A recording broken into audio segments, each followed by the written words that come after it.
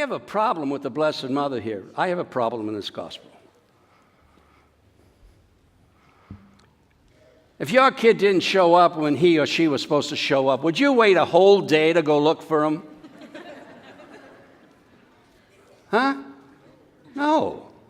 And when he says to the boy, "Why did you do this to us?" the boy should have said, "Mommy, why did you do this to me?" Huh? So we have a little problem here. I always have a problem with this Feast of the Holy Family because it conjures up all kind of memories when I was growing up back there in Boston, and all the nuns, God bless the Sisters of St. Joseph, and the pastors at that time. I know them all. I can still remember Father Burke, McShane, John, and Harry. Oh, yeah. When it came to this feast, they emphasized, was always the emphasis, that you got to imitate the Holy Family, Jesus, Mary, and Joseph. You got to imitate them. They were perfect. Well, I don't think that they were perfect, okay? I don't think that they were perfect.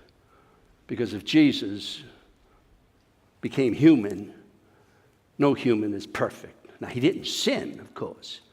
But don't tell me that he didn't disobey one of his parents once in a while. Don't tell me that he didn't always take out the garbage when he was supposed to, or wash the dishes when it was his turn. Huh? Look at it, huh?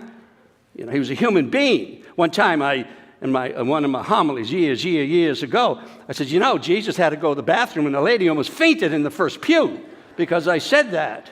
I said, what do you think? He held it for 40 years or something like that? He was a human being. And so we look at that, we look at the Holy Family, and we're supposed to imitate them. Well, okay, we imitate them.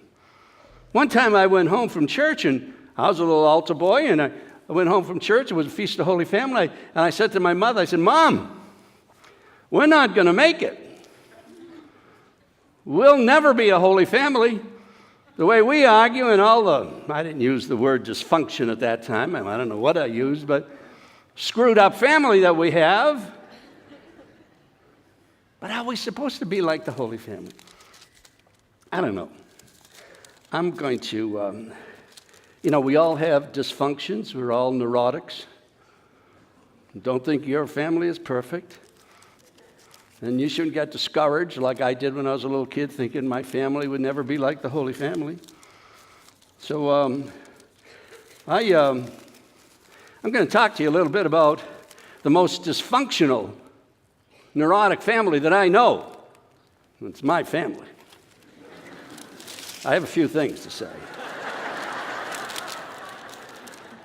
We can't cover them all, okay, because we'll be late for dinner tonight, okay? We can't cover them all, but I'll do my best because I want you to think about your family and the things you don't want to talk about, which we already know anyway. All the crazy things that went on in my family. Don't forget, there were 11 of us. Big thing is, my father was a smoker. Good old Pasquale, huh? We called him Pasquale. His name was Pasquale. We called him Patsy. He was a smoker. Lucky Strikes, no filter. 3 packs a day. That's what killed him at 70 years old. Everybody else in the family lived into the 80s. My brother Tony died last year. He was 90 years old. I hope I imitate him. 90 years old. My father, it was crazy in those days, the 1940s and the 50s. For his birthday, we would give him a carton of cigarettes. Huh? We didn't know what was going on. During the war, during World War II, cigarettes were rationed, so he could go out and buy cigarettes one at a time. He'd give me 6 cents, 5 cents, 7 cents. Joe, he said, go down to De Maria's, a little store, get me 7 cigarettes. Now, this is where the big argument came in, because it was his house. He says, this is my house, and I can't smoke cigarettes in my house. And his wife gave him a lot of flack, and the girls in the family, 4 girls, 5 boys, a lot of flack. Years and years, they argued, and they argued, and they argued, and I said, this will never end if we keep giving him cigarettes. And finally, he learned to smoke out on the patio, okay? But somehow or another, before the day was over, they were talking to each other like lovey-dovey, and because there was a philosophy in our house. When you go to bed, You kiss everybody in the family in the house that's still awake, and you say, good night, God bless you. That was hard to do sometimes. When I had a big fight with my little sister, I had to kiss her good night. And I had to say, good night, Pat, God bless you. But then my father put up with it, but then he had 6 brothers. They all lived in Newton, Massachusetts. Now, my father was a very meticulous person. He always shaved, always clean, even though he was a bricklayer and cement finisher. But now his 6 brothers, every time they came over to visit, with their wives, of course, you would think they just came off of the farm, you know. They all had mustaches, the old typical Italian, and rough beards. And when it came time for Patricia and myself, because we were the youngest of the 9, we had to kiss everybody goodnight.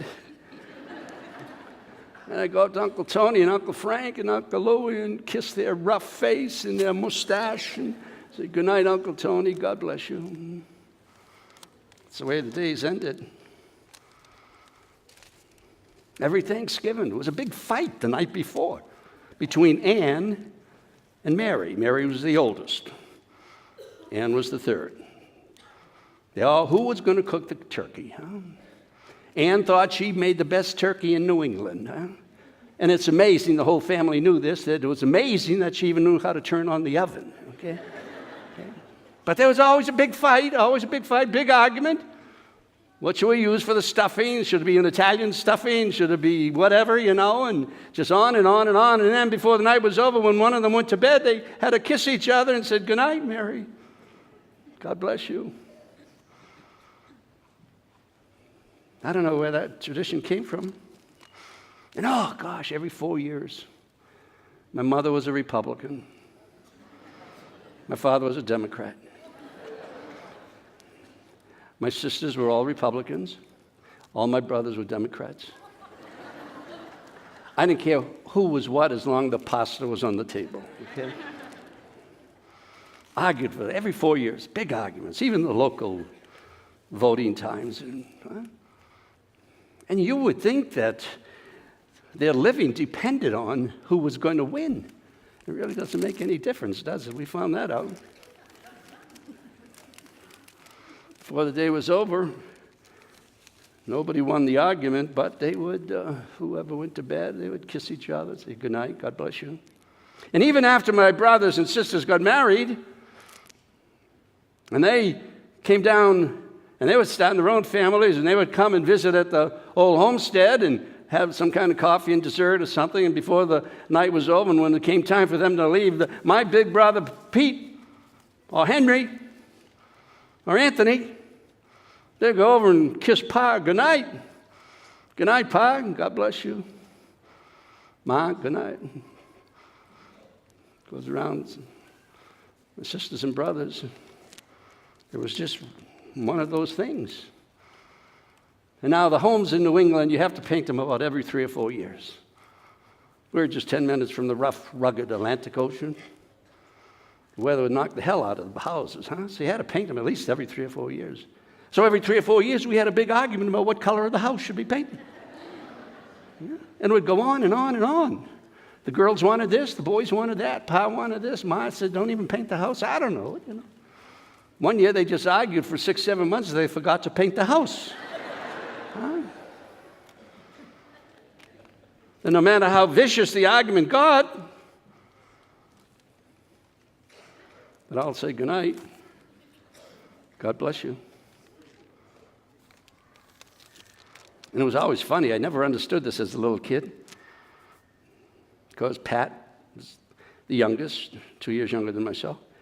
And we started having weddings. That's what happens in a big family. You start having people fall in love with other people. And then they get married and start their own families. And all kind of arguments. Who are we going to invite to the wedding? And that list was not as long as who we're not going to invite to the wedding. Huh? Why should we invite them to the wedding? Why? And all the arguments, you know. And that went on and on and on until the wedding. I don't know how they ever resolved that.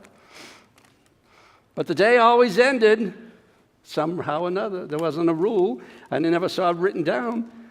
But they Whoever went to bed first, good night. Made the rounds, kissed everybody, good night. God bless you. And of course, this doesn't happen in your families, I know, but Pat being younger and she being a girl and I being 2 years older than her and being a male, we got in a little fisticuffs sometimes and we got a little arguments. And Pat was the favorite, see? The youngest one, especially my father's. I could never figure that out, and I'm 85 years old now, and I still can't figure out why she was the favorite.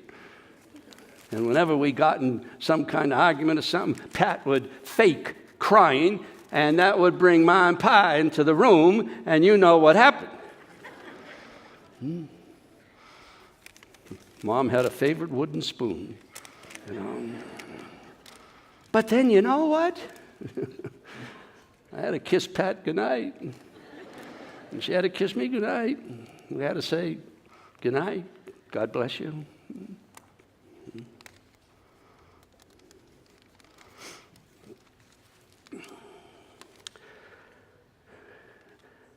I loved the pasta that my mother would choose. She had her favorite pasta.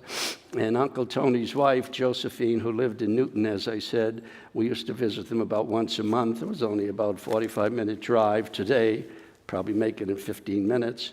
And they always wanted us to plan the visit to have dinner there in Newton. And Aunt Josephine's favorite pasta was bucatini. Does anybody know what bucatini is? What is bucatini? It's thicker, and it's got a hole all the way through it. Bucatini. And one day, on Sunday, after we all came back from Mass, and it was time to have dinner, and the 11 of us were around the table, and the week before, we were at Aunt Josephine's, and I says, Ma, I really like Aunt Josephine's bucatini. Well, that wasn't the right thing to say. Well, you like bucatini, you like Aunt Josephine. You go eat with Aunt Josephine. You go eat with Aunt Josephine, huh? And that went on for the whole meal, and everybody got all excited because Mom got angry about bucatini, and I'll never make that remark again, huh? But argued. And after the meal, there was another argument. Who's going to do the dishes every night? Every night. My sister Pat and myself, we argued.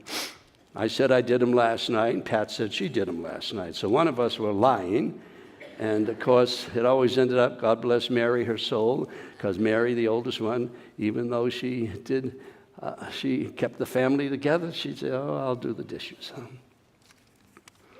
Again, I had to kiss Pat goodnight.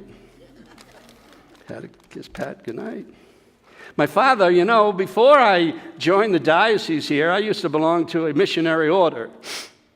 I always wanted to. I was always impressed when I was an altar boy, altar server. I was always impressed with the missionaries. Some of you people remember this, how the missionaries would come? They still do this in the diocese. They come and they talk about their mission, and then they take a little collection for their mission, etc. I was always impressed. So I went to a missionary seminary, and my father didn't like that.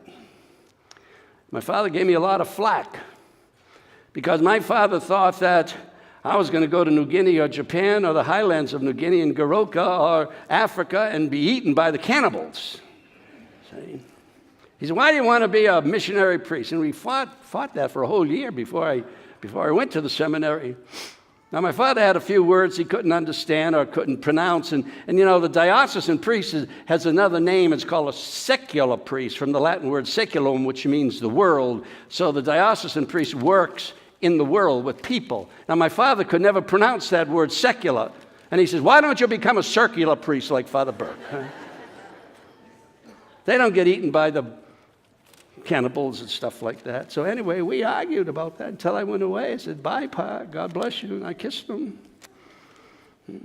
Even when it came time, my mother's joy was the garden. We had a big, big garden, big piece of land. We could see my mother and father looking out the kitchen window, arguing about where the tomatoes should be planted, where the cucumbers should be planted, where the corn should be planted. I don't know, they got it done somehow or another. Henry was the guy, God bless him, he's in heaven. Henry was the guy that gave my mom and dad a run for their money. We loved him, but Henry was the one who was always in trouble. And every Friday night, boys' night out, it was innocent stuff in those days, not like today, God help us. So a call would come in. Henry wasn't home, and a call come in from the police department. Hello, Mrs. Anise, Mr. Anise, got to come down here and take Henry out of jail. We don't want to keep him overnight. Because remember those days in the old movies, they had ushers? And the ushers would bring you to your seat. It was kind of old-fashioned, really nice. And Henry and his buddies were up in the balcony throwing meatballs at the ushers, And I always said to Ma, I said, Ma, where do you get the meatballs, And Henry was, and I can still remember one time, because I was sleeping on the sun porch, which was enclosed instead of in my bedroom, and Pa went to pick up Henry, and after they had a few words, which could be heard all over the house, Henry kissed him goodnight and said, "Good night, Pa, God bless you."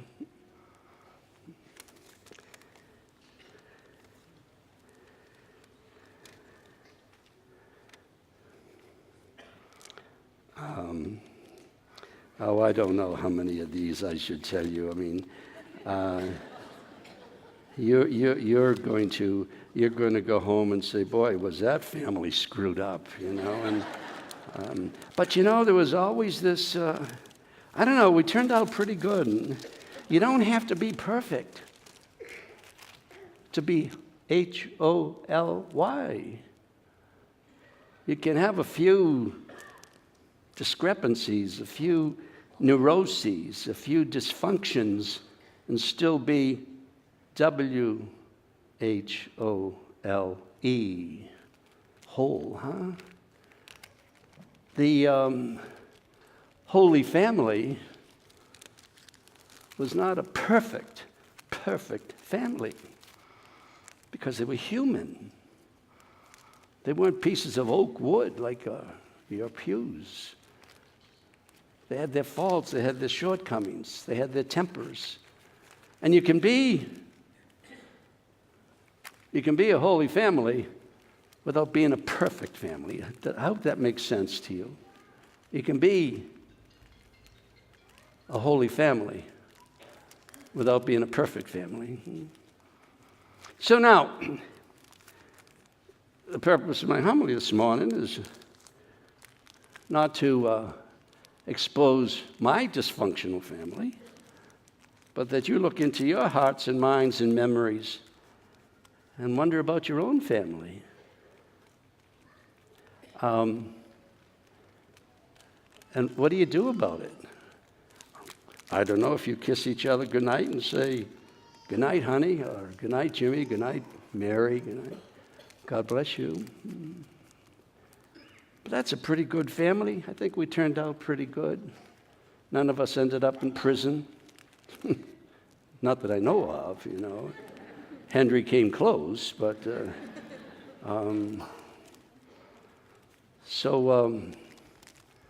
just remember that. Because you don't have a list of your dysfunctions and your neuroses, but I know you have some in your families. And all I want you to realize that even though you're not a perfect family, you can be a holy family. So, good night. God bless you.